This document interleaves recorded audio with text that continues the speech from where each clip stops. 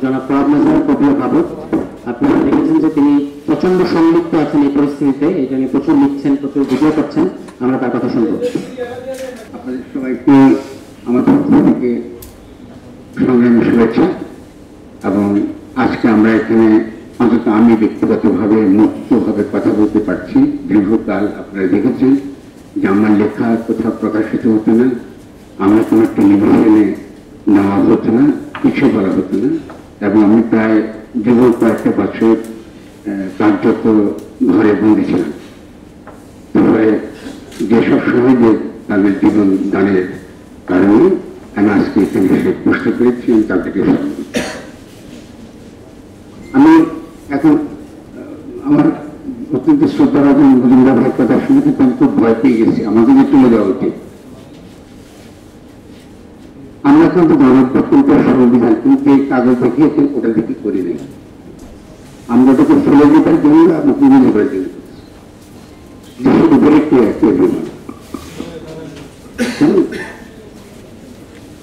এবং এবং এবং এই কথা নতুন বলছি না, এরশাদ সাহেবের সময় থেকে কথা বলছি। যখন প্রথম গণ-অভ্যুত্থান জনগণের সঙ্গে প্রতারণা করে সংবিধানের নামে আবার এরশাদ সরকারকে প্রতিষ্ঠিত করে, ঠিক আছে? এরশাদ সাহেব কি কারণ আমি হল তত্ত্বাবধায়ক সরকার, আবিষ্কৃত হল তত্ত্বাবধায়ক সরকার। আমি তত্ত্বাবধায়ক সরকারের পণ্য দেখেছি কি ঘটনা ঘটেছে একটার পরে। প্রথমত তত্ত্বাবধায়ক সরকার অত্যন্ত কড়া বিচারপতিদের বিরুদ্ধে প্রতিষ্ঠিত করেছে তত্ত্বাবধায়ক সরকারের আইনের মাধ্যমে। এই দেখাতেছে না এখন বলবে এখানে বসে আমাদের সামনে, এখন শিক্ষা হয়নি কেন গেছে? কারণ আপনি তো ওই যে আইনগুলো পড়ুন, ওখানে শুধু বাংলাদেশের বিচারক আছে, আমরা কিছু দেখছেন একটা পরে একটা প্রধান বিচারপতি না হলে এরপরে অবশ্যপাত বিচারপতি, অবসর বিচারপতি, খালি বিচারপতি, উনারা ঈশ্বরের প্রতিনিধি, নাগরিকরা কিছু না। তাহলে আমরা কি একটুদিন হুঁশে আসবো? এখন আমরা হুঁশে আসবো না।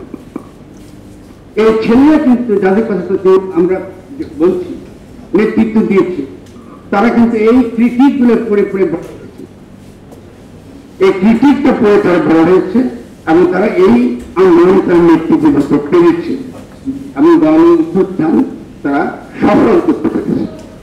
এবং যেটা তারা করেছে এটা বাংলাদেশের সংবিধান অনুযায়ী অবৈধ এবং শেখ হাসিনার সংবিধান অনুযায়ী প্রত্যেকটা ছেলে যারা এটা করেছে, আমাদের মধ্যে যারা এটাকে সমর্থন করেছে, আমরা প্রত্যেকে কিন্তু ফাঁসির দড়িতে ঢুকি। তা মজুমদার ভাই কিন্তু ওটা আমাদেরকে দেখাচ্ছে। আমি খুব দুঃখ করি, খুব দুঃখ করি। এখন তো হিংসা হচ্ছে গণতন্ত্রের পরে জানানো আমাদের কিন্তু সাবধান হতে আমরা কিভাবে করি। তাহলে আমাদের প্রথম কাজ করছে, দেখুন আমাদের সমাজে সবচেয়ে বড় ঝুঁকি হচ্ছে মতাদর্শী ঝুঁকি। মতাদর্শী ঝুঁকি আমাদের চিন্তার মধ্যে কতগুলো অদ্ভুত আবর্জনা আসছে। আমরা যদি আবর্জনা থেকে মুক্ত না হই তাহলে কিন্তু ইতিমধ্যেই আমরা যে অর্জন করেছি আমরা হারিয়ে ফেলি। আমরা প্র্যাকটিক্যালি যদি কিছু কাজ করতে চাই তাহলে খুব পরিষ্কার কিছু কথা আমাদেরকে খেয়াল করতে হবে। প্র্যাকটিক্যাল দিকটা, প্র্যাকটিক্যাল দিকটা কি? যতটুকু আমরা অর্জন করেছি এটাকে আমাদের ধরে রাখা, প্রথম যতটুকু অর্জন করেছি। 2 নম্বর হল এই অভ্যুত্থানকে আমরা বিজয়ী অভ্যুত্থান করতে পারি কিনা তার জন্য প্রাণপণ চেষ্টা করা। গণঅভ্যুত্থান হয়েছে, এটা কি কুদেতে হয়েছে? আপনি কি বলবেন এটা কি কুদেতে? এটা কি সামরিক অভ্যুত্থান? এটা গণঅভ্যুত্থান। কিন্তু গণঅভ্যুত্থানকে আমরা বিজয়ী করতে পারিনি কি জন্য? যেহেতু আমরা অভ্যুত্থানকে বঙ্গবন্ধু নিয়ে গেছি, আমি সংবিধানের অধীনে নেই। যেগুলো আমরা এটাকে সংবিধানের অধীনে নিয়ে গেছি সেগুলো থেকে কিন্তু ভারত দিল্লি চক্রান্ত শুরু করেছে। Please try to understand. আপনার প্রত্যেকে জ্ঞানী ভারত কিন্তু প্রথম এটা তাদের অবস্থান ছিল না। ভারত বলতে এটা অ্যাঙ্গার আছে, কারণ একটা খুনি শেখ হাসিনাকে যদি দিল্লিতে রাখে আর যদি আইসিজি বা আন্তর্জাতিক আদালতে যদি বিচার হয় তাকে ফিরিয়ে দিতে বাধ্য হবে ভারত। আর বাংলাদেশ যারা যদি চায় তাহলে ভারত অবশ্যই শেখ হাসিনা ফিরিয়ে দিতে বাধ্য হবে। আমাদের আন্দোলন শেষ হয়নি, এটা ডিপ্লোম্যাটিক এম্বাসি, ডিপ্লোম্যাটিক্যাল এম্বাসি, এবং এখন তারা ক্ষমতা আছে তাদের জন্য বিপদকর, রাজনৈতিকভাবে বিপজ্জনক। মানে শেখ হাসিনাকে তারা শেখ হাসিনাকে তারা কি করেছে, তারা বন্দি করে রেখেছে কোথায়, তাদের সামরিক ঘাঁটিতে, তাদের এত প্রিয় পাত্র, এত ভালোবাসার পাত্র, তাকে তারা বন্দি করে রেখেছে সামরিক ঘাঁটিতে। আমি এখন তত রকম চালগুলো দেখছি, একটার পর একটা, প্রত্যেকটা চাল দেখছে প্রমাণ করতে ওই যে সংবিধান ভাই দেখিয়েছে, সেই সংবিধান অনুযায়ী এই বাংলাদেশের প্রধানমন্ত্রী মধ্যে চিন্তা করার কি কথাটা বলছেন আপনি? একদম জয় যে কথা বলেছে তারা কিন্তু প্রতিধ্বনি করবেন, এই সংবিধান দখল নেন। তারা বলছে যে বাংলাদেশের সংবিধান অনুযায়ী তিনি এখনো বাংলাদেশের প্রধানমন্ত্রী। আমি কি উত্তর দেব? কারণ বলছে তিনি পদত্যাগ করেছেন। আমি বলছি কেন তিনি পদত্যাগ করছেন?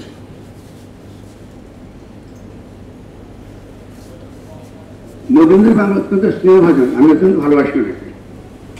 এটা অত্যন্ত ক্রিটিক্যাল কথা বলার সময় সাবধান হতে পারে। আমি শেষ করি, আমি কিছু বলি না, প্লিজ সেটা আমি আপনাদের বলতে পারি, বলতে চাই, কিন্তু আমরা সংবিধানের প্রশ্নটা আনবেন না, প্রত্যেক সংবিধান ফেলে দিয়েছি।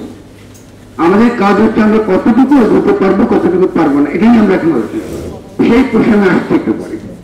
তাহলে প্রথম প্রশ্ন হচ্ছে, এই যে সাংবিধানিক প্রতি বিপ্লবটা ঘটে গেল ইন দ্য নেম অফ সংবিধান, তাহলে সংবিধান সম্পর্কে আমাদের সমাজে অত্যন্ত পশ্চাৎপদ চিন্তা আছে যে সংবিধান না থাকলে রাষ্ট্র চলে না, সংবিধান না থাকলে আইন থাকে না।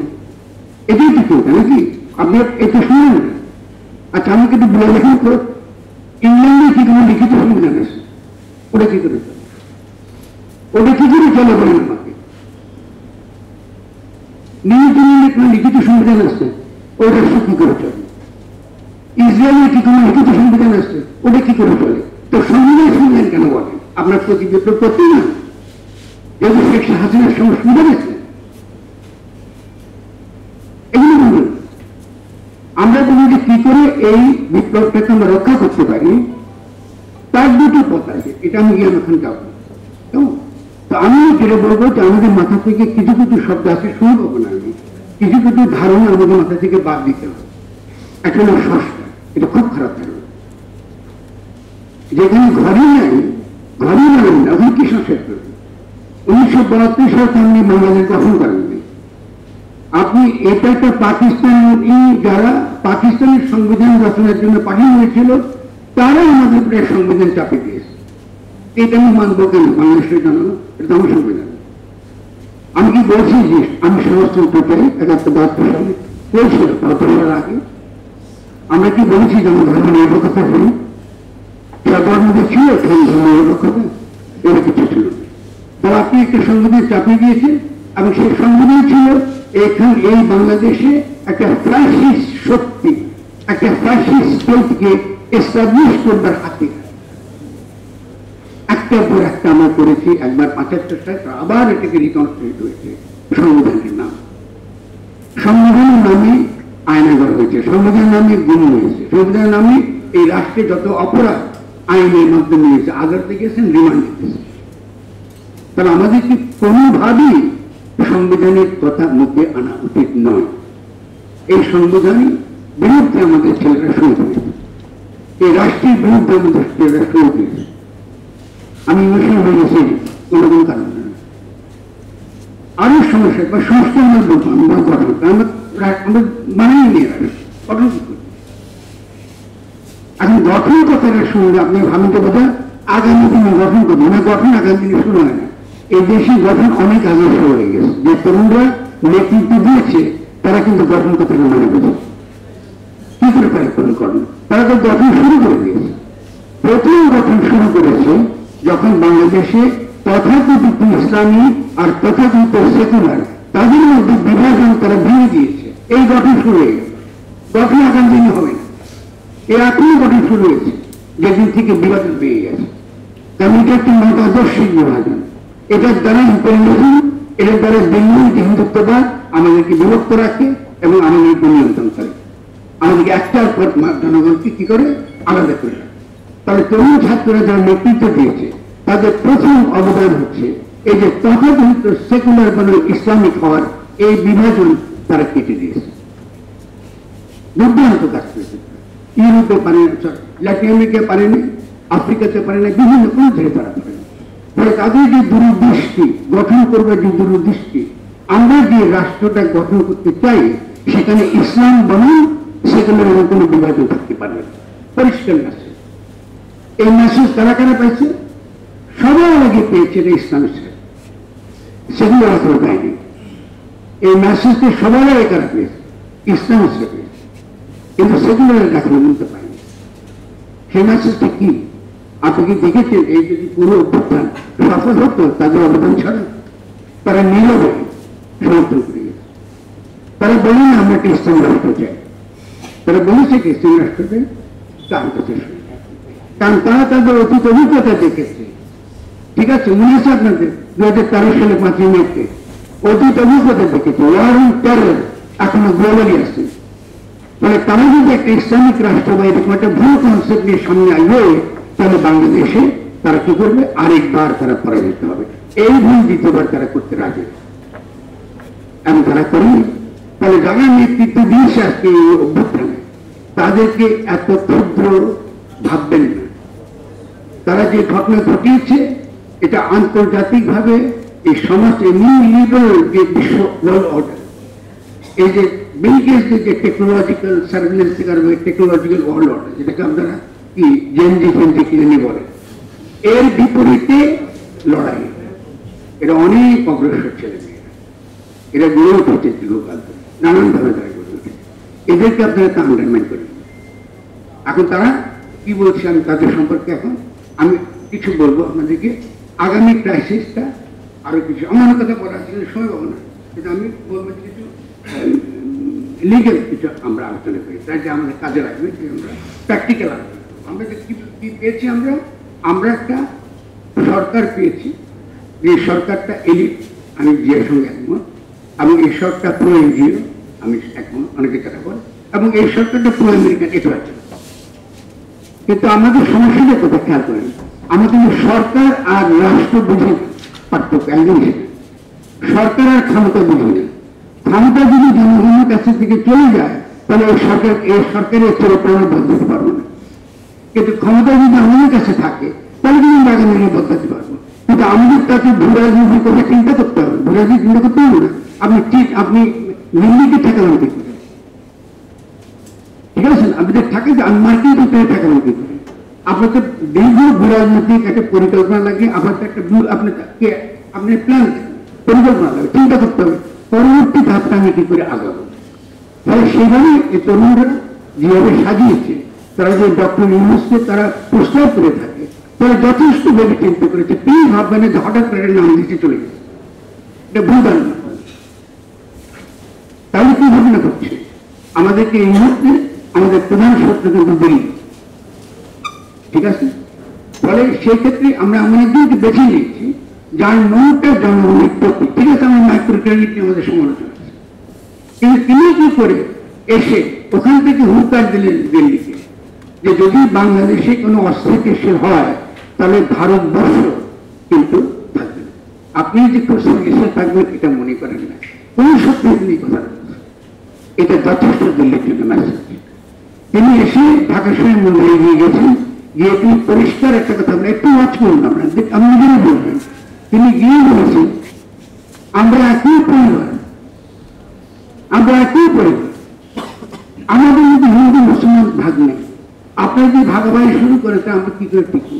যথেষ্ট মেসেজ, আর কি মেসেজ? ঠিক আছে না?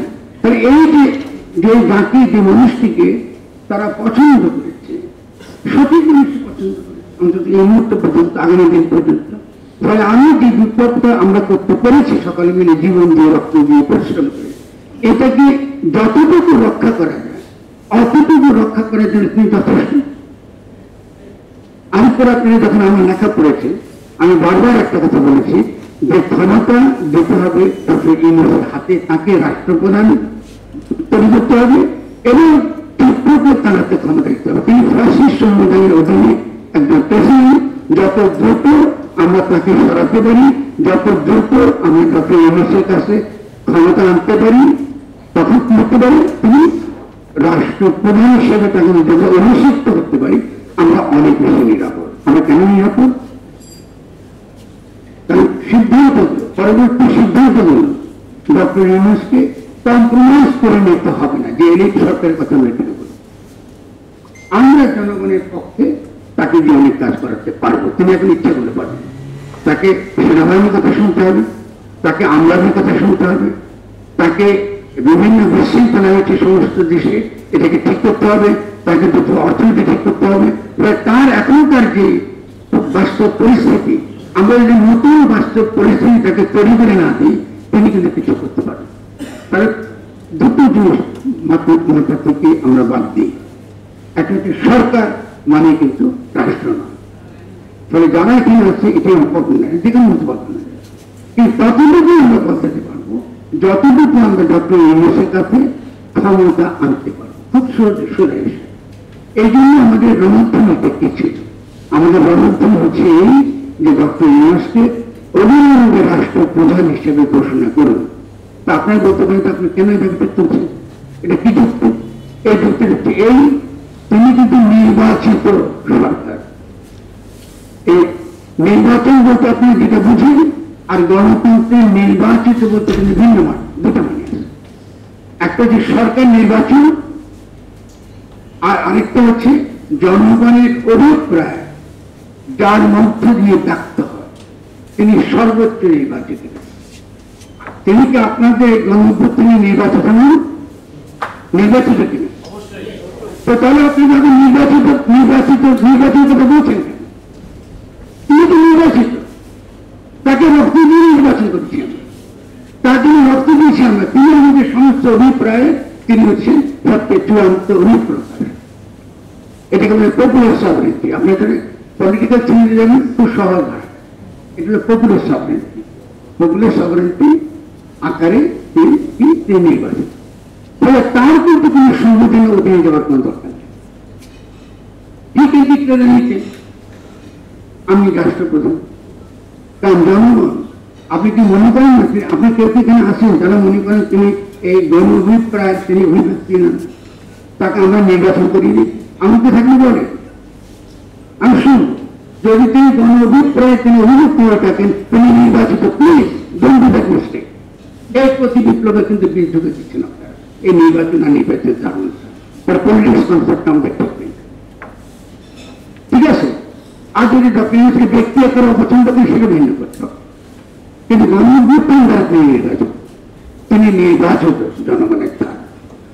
আর তথাকথিত নির্বাচন যেগুলোতে চোর ডাকাতে নির্বাচিত হয়, কোন সাধারণ কর্মীরা নির্বাচিত হয়, মাফিয়া আসে যেটা থেকে, এটাকে নির্বাচন করে না।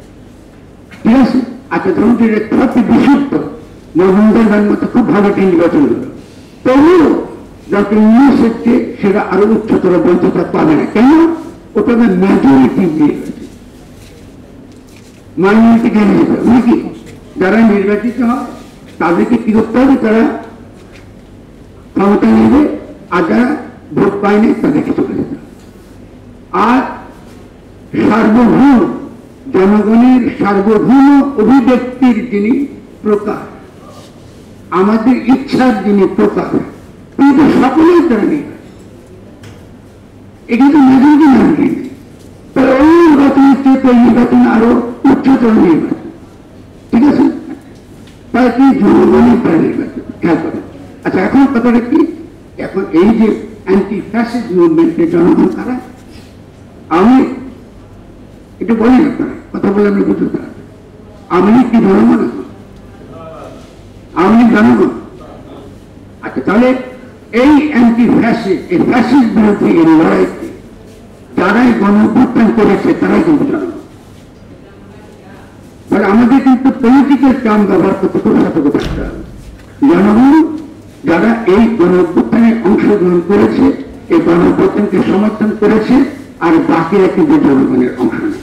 তাদের মতো অনেকে এখন আছে, কিন্তু আওয়ামী লীগের মতাদর্শ ধারণ করার অসুবিধা নেই, সেটা ভিন্ন বিষয়, আমরা সে প্রশ্নে পড়ে আসছি। সেটা আমরা পরিষ্কার করতে পারবো যদি আমরা মতাদর্শিক লড়াইটা তীব্র করতে পারি। ক্ষমতা তৈরি হয় মতাদর্শ থেকে, ক্ষমতা কিন্তু গায়ে তুলে তৈরি হয়। ক্ষমতা শুধুমাত্র রাস্তা থেকে তৈরি হয়, যেহেতু আমরা এখানে ইতিমধ্যেই কি করেছি, সেকুলার বনাম ইসলামীদের বিভাজনটা আমরা তুলে ফেলেছি, এখানে জনগণ তৈরি, এখানে কনস্টিটিউশন শুরু হয়েছে। ফলে কনস্টিটিউশন সম্পর্কে, গঠন সম্পর্কে কিন্তু আমাদের ধারণা অত্যন্ত অস্পষ্ট। ঠিক আছে, সংবিধান সম্পর্কে ধারণা করতে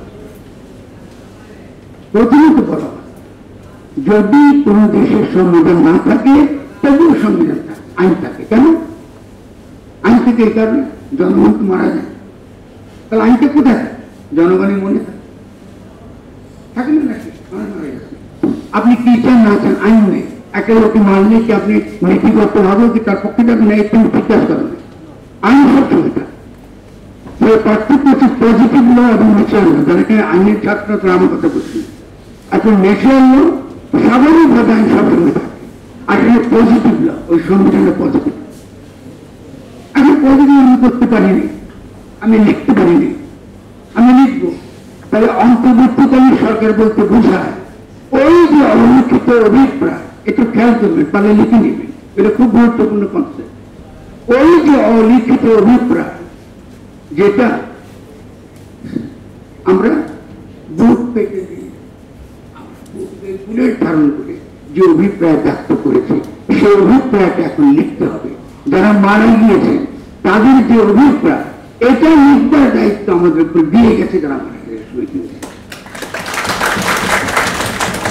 যারা নাই তাদের পক্ষে কথা বলার জন্য আমি জীবিত আছি, যদি সেই কথা আমরা বলতে না পারি, আমাদের সেই অলিখিত অভিপ্রায়, তাদের সেই অলিখিত অভিপ্রায়, আমাদের দেশে আর কখনো ফ্যাসিজম আসবে না, আমাদের দেশে আর কখনো শেখ হাসিনার মতন এরকম একটা খুবই গর্ব ফিরে আসবে না। শুধু আমাদের দেশে নয়, পৃথিবীর কোন দেশে এই খুনি হাসিনার মতো কোন লোকরা আমরা রাখবো না। ল্যাটিন আমেরিকাতে, আফ্রিকাতে, কি পাকিস্তান, আমরা সবাই উৎখাত করবো। এমনকি দিল্লিতে, বাংলাদেশ দেখি পৃথিবীকে আমরা বিপ্লব করতে চাই। ঠিক আছে, তবে অলিখিত অভিপ্রায় হলে এই যেটা এটাকে এখন যখন লিখবো তখন এটা হলো গঠনতন্ত্র। এই যে গঠনের প্রক্রিয়া চলছে, গঠনের প্রক্রিয়া এখনই চলছে, এখানে চলছে গঠন। আমি সেটা যখন যাবে আমরা একটা পাবো গঠনতন্ত্র। কি সংবিধান বলবেন না, সংবিধান লেখে কারা? সংবিধান লেখে তরুণদের শাসকরা। আপনি কি শাসন করতে চান? যেমন ইন্ডিয়া তরুণদের শাসক, সে সংবিধান লেখে। আর জনগণ কি করে? সে গঠনতন্ত্র। জনগণ নিজে অপরাধ বাইরে হয়েছে তার সংবিধান লিখেছেন। আমাদের কবিতা লাগবে, জনগণ লিখবে আমাদের আকাঙ্ক্ষিনের গঠনতন্ত্র। তাই জনগণ সেই গঠনতন্ত্র কিভাবে লেখে তার কি কৌশল আমাদের তরুণদের জানা আছে, বিশ্বাস করেন তার কি ভালো লাগে। সেই প্রক্রিয়াটা কি হবে? কিন্তু যখন আপনি লড়াই করতে হবে তখন আপনি সব কৌশলকে আপনি শত্রুকে বলেন আপনি যুদ্ধে আছেন, আপনার রণকৌশলকে বলবো, বলে দেবে না,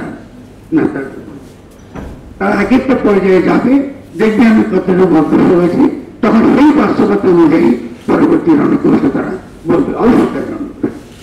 তাহলে সেই রণকৌশলের মধ্যে আমি সরি আমার এত কথা বলি এবং একটু মাঝে মাঝে তো আমরা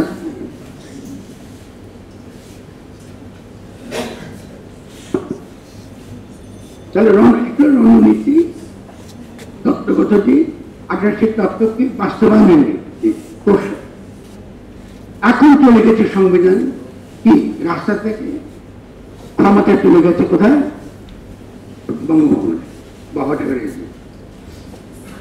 হাসিনার সংবিধানের অধীনে। তাহলে ওখান থেকে আমাদের আবার ফেরত আনতে হবে জনগণের কাছে। তার জনগণের কাছে ফেরত আনবার রণধ্বনি স্লোগানটা কি হবে? ইউনুসের কাছে ক্ষমতা হস্তান্তর কর। তিনি উপদেষ্টা নন, তিনি গণঅভ্যুত্থানের প্রধান। এই হল খুব সিম্পল কৌশল। এই রণধ্বনি যখন জনপ্রিয় করবেন তবেই কিন্তু আমাদের এই অভ্যুত্থানটা টিকবে।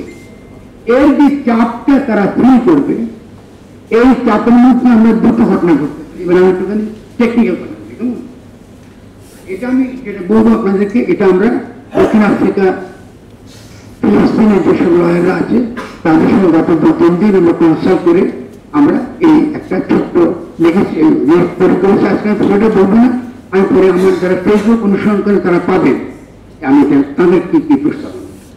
তারা বলছে যে তোমরা যে কাজটা করেছো তার মধ্যে দুটো এলিমেন্ট আছে। একটা এলিমেন্টকে তারা বলছে এটা কিন্তু লিগাল এক্সপার্ট, আইনের তারা বিশেষজ্ঞ, তারা বলছে দুটো দিক আছে। একটা হচ্ছে যে তোমরা ব্যবহার করছো পপুলার সভারেন প্যারাডাইম, এই যে আমি যেটা একটু বললাম পপুলার সভারেন্টি প্যারাডাইম, এটা কিন্তু বিপ্লবী প্যারাডাইম না। আমার কথা শুনে মনে আমি বিপ্লবী কথা বলছি, আসলে কিন্তু বিপ্লব না, এটা বুর্জোয়া ডেমোক্রেটিক প্যারাডাইম। সোজা কথা, বুর্জোয়া গণতান্ত্রিক যে ধারণা, আমরা এখন গণতন্ত্র কায়েম করবো। তো গণতন্ত্রের কথাটা বাংলাদেশের পরিপ্রেক্ষিতে, লড়াইয়ের পরিপ্রেক্ষিতে এখন তার দুটো মানে আছে, সিম্পল। একটা হচ্ছে ব্যক্তির স্বাধীনতা, বিবেকের স্বাধীনতা, ব্যক্তি স্বাধীন, এবং রাষ্ট্র কোনো আইন করতে পারবে না, ব্যক্তির স্বাধীনতা হরণ করতে পারবে। আমরা এমন একটা গঠনতন্ত্র চাই যেখানে পরিষ্কার আমরা বলবো যে রাষ্ট্র তুমি মানো, কিন্তু ব্যক্তির স্বাধীনতা তুমি হরণ করে নিতে পারো।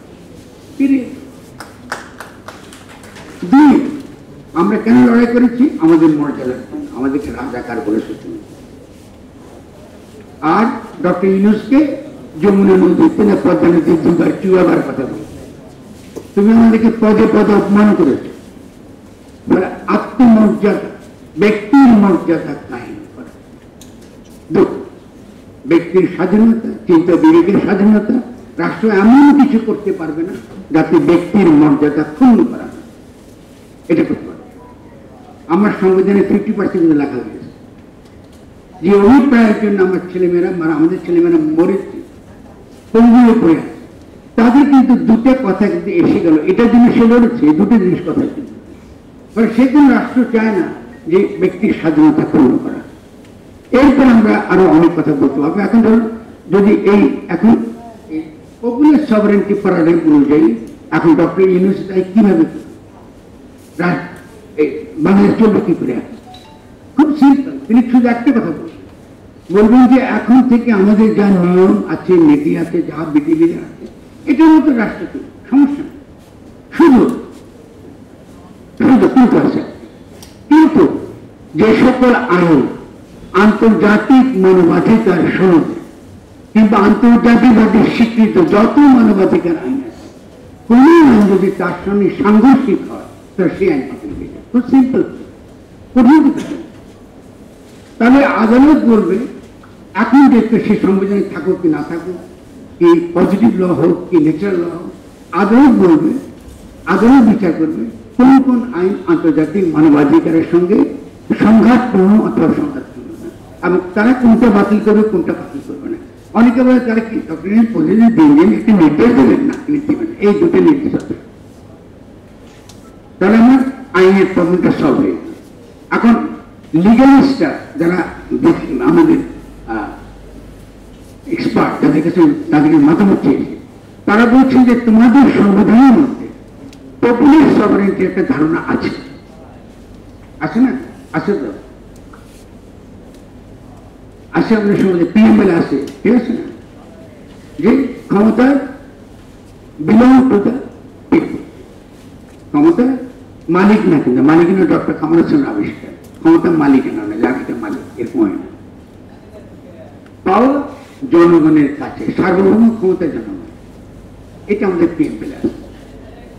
কিন্তু এই পিএমএলটা অনেকে বলে যে এটা এনফোর্সেবল, মানে আমাদের সংবিধান অনুযায়ী, কিন্তু এরা বলছে যে এনফোর্সেবল না হলেও এটা তোমাদের যে সব কেস স্টাডিগুলো আমরা পড়ে দেখেছি সেখানে মনে হয় এটা কি, এটা যে তোমরা রেসপেক্ট করে আদালতে, মানে আমাদের যে এখনকার যে বিচার ব্যবস্থা সেখানে তারা এই প্রিঅ্যাম্বলটা তারা মানে, বেসিক স্ট্রাকচার করে। আমাদের একটা কত কেস স্টাডি আছে, কেস ল আছে, যেখানে তারা এই বেসিক স্ট্রাকচারটা তারা মানে।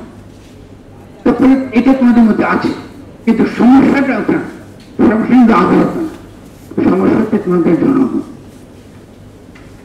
তোমাদের জনগণ আমরা বুঝতে পারছি না তারা কি পপুলার সভারেন্টি কি বুঝে। কারণ এই পর্যন্ত প্রেসে আমি যা কিছু আমরা পড়েছি এখানে খালি সংবিধান সংবিধান সংবিধান করতেছি। তাহলে তোমাদের সবচেয়ে বড় ঝুঁকি হচ্ছে এই সংবিধানের কারণে। সবচেয়ে বড় ঝুঁকি সংবিধানের কারণে।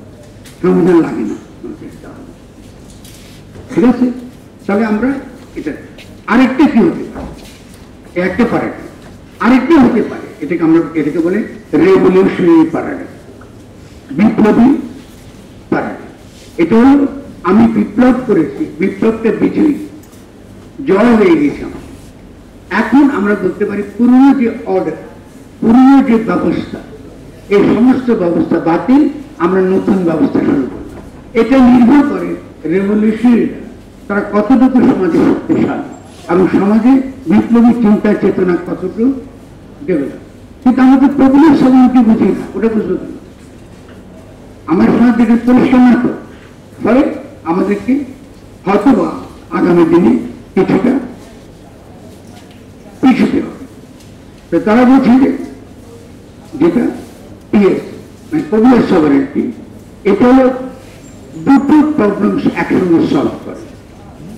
এটা আমাদের জন্য অ্যাডভান্টেজ।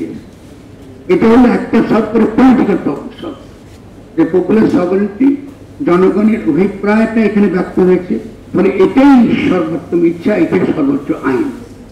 আর এই সর্বোচ্চ আইনটা আমার বিদ্যমান আইনের মধ্যে কোথায় কোথায় আছে, এখন কোথায় কোথায় আছে, এটা আদালতে গিয়ে আমরা আলোচনা করতে পারি, অসুবিধা নেই।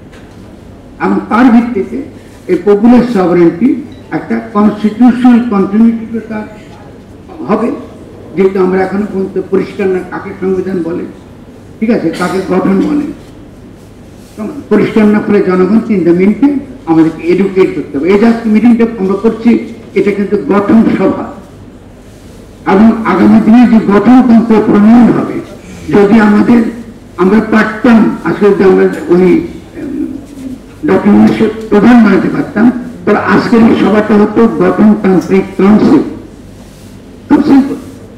আমরা কি ধরনের গঠনতন্ত্র, এটা তার আলোচনা সভা, ফলে এটা কাউন্সিল নাকি? এই কাউন্সিলে আমরা যে সিদ্ধান্ত নিতাম, সেই সিদ্ধান্ত আমরা পাঠাতাম। আগামী দিনে যখন কনস্টিটিউয়েন্ট অ্যাসেম্বলি হবে, সেই অ্যাসেম্বলিতে যারা যাবেন তাদের জন্য এই পরামর্শগুলো ঠিকানা থাকবে। বা তেমনি গ্রামে গ্রামে, উপজেলায়, জেলায় এরকম কনস্টিটিউশনাল কাউন্সিল, গাঠনিক কাউন্সিল, নতুন বাংলাদেশ গড়বার কাউন্সিল, যে জনগণ পছন্দ ম্যাটার করে না। আমরা তো ইন্ডিয়ান করবো, আমরা তো আবিষ্কার করবো নতুন নতুন জিনিস। আমরা যেখানে ফরাসি বিপ্লব করতে বসি নেই, আমরা এটা ইন্ডিয়ান বিপ্লব করতে বসি নেই, আমরা বাংলাদেশের বিপ্লব করতে বসি। I will show it has a feature, very distinct of its own. তার নিজস্ব কিছু চরিত্র আছে, বৈশিষ্ট্য আছে, যেটা এর আগে অন্যান্য বিপ্লবের সঙ্গে তাকে মিলবে। ঠিক আছে, আমাদের ছেলেমেয়েরা অনেক অপরাধ মিলবে না। সে যখনই চিন্তাটা একবার তার মাথা আমি পৌঁছাতে পারবো, ও বুঝে যাবে। আমাকে সেগুলো হয়তো এখানে ঠিক করো, ওখানে ঠিক মানে এই যে মেরে পড়ছে, এই লিডার স্পট তৈরি করতে কদিন লাগবে? খুব কম সময়। এই বাচ্চারা যারা এত বড় ঘটনা ঘটিয়ে দিয়েছে, এদের কাছ থেকে আমরা তৈরি করতে আমাদের কদিন লাগবে? কদিন? 6 মাস লাগবে। এদের যারা আজকে দেখেছি রাস্তায়, এদের যে নতুন পুলিশ বাহিনী গড়ে তুলতে আমাদের কদিন লাগবে? 1 সপ্তাহ, 1 উইক আমরা যদি আসতে পারি। এখন আপনি আমাকে বলতে পারেন পলিটিক্যাল প্রবলেম আছে, বিএনপি কি মানবে? হ্যাঁ, নাও মানবে। তবে সেটা করবে, একটা সলিউশন আছে। আমি কথা বলছি, যারা যদি বিএনপির কোনো নেতারা আমার কথা শুনে থাকেন, আমরা কথা বলছি, কারণ বিএনপির কিছু অধিকার আছে, কারণ তাদের অবদান ছাড়া এই এটা হতো না।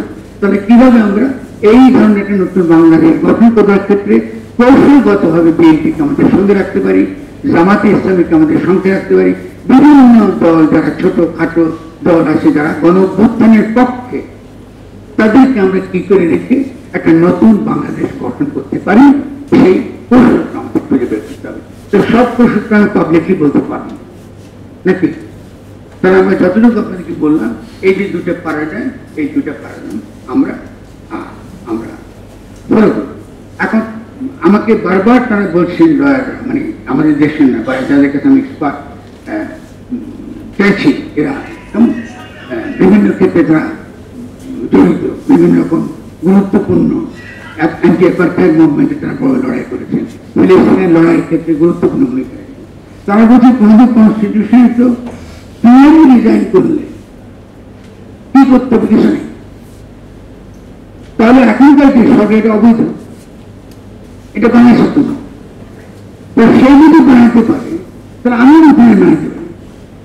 তাহলে পুরো ব্যাপারটি নির্ভর করছে ক্ষমতার উপর। তাহলে এই ক্ষমতা তৈরি হয়ে কেন এই যে আজকে আলোচনা করছে মতাদর্শের স্বচ্ছতার মতো চিন্তার স্বচ্ছতা ক্ষমতা তৈরি করে। আমরা কিন্তু লেনিনের যুগে আর নাই, আমরা আছি কি আগাম মেনে কিংবা ফুকর যুগে। তাহলে আমাদেরকে ইনভেন্ট করতে হবে, আবিষ্কার করতে পারে, পুরনো চিন্তাধারা হবে না। কারণ লেনিনের চিন্তাটি ছিল যে ক্ষমতা রাষ্ট্রের কেন্দ্রে হতে থাকে, তখন বললেই এটা হয়ে যায়। আর এই যুগে ক্ষমতার ধারণাটা ক্ষমতা রাষ্ট্রে থাকে না, ক্ষমতা আমাদের মধ্যে বিরাজ করে। আমরা যদি বদলাই ক্ষমতা তৈরি, খুব ইন্টারেস্টিং। আমরা যদি বদলাই তবে ক্ষমতা তৈরি হবে।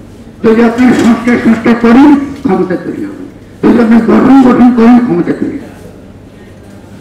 আমি কেন বলি এটা জানতে হবে আমাদের কেন। এখন এই জন্য এই যে আমি কথাটা বলতে পারছি, এখন আসছে যে আপনাদেরকে সহজে বলতে পারছি, এই জন্য যদি কাউকে আপনারা করে দিতে চান তাহলে সাগরত তুষারকে যেতে পারেন। তুষার আছে না, সাগরত তুষার অপরাধী, কারণ সে আমাকে জোর করে একটা বই লিখে দিয়েছিল, বইটার নাম ছিল গণ অভ্যুত্থান ও গঠন। আমি বিনয়ের সঙ্গে বলবো আপনারা যদি একটু পড়েন তাহলে আমি যেসব কথা বলছি তার বহু কিছু তার মধ্যে আছে। আমি বহু কিছু তার মধ্যে আছে বলে আমাদের সমাজে এই চিন্তাটা বদলাবে। তরুণরা কিছু করতে চায়, তাদেরকে ছেড়ে দিয়ে তারা করতে পারে, তারা এতটুকু আসতে চাচ্ছে, তারা বুঝে। আমার আর কথা নাই, আমি আর কথা বলবো। আমি মাজুমদার কাছে একটা বিনয়ের সঙ্গে হাত করে ক্ষমা চেয়ে নিচ্ছি যদি আমি কিছু বলি, কেন আমাদের এই ছেলেগুলো তো আমরা হারিয়েছি, অনেকে আমরা হারিয়েছি। দয়া করে সাংবিধানিক কথা বলি না।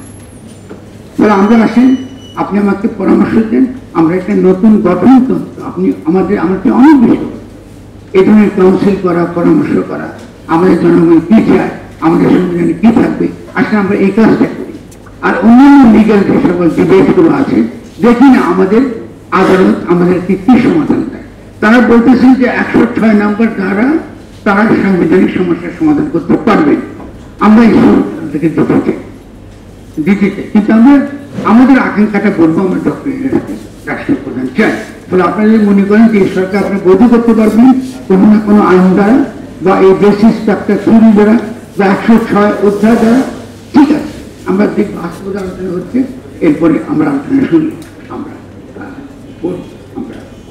দেখা যায়। আমি সকলকে আমার পক্ষ থেকে আমারও ভালোবাসা। আমার একটু যদি আমার এইটা কোনো ভুল থাকে আপনারা শুধরাবেন, লিখতে পারবেন, সমাধান করতে পারেন। এইটা কি ধরে অনেক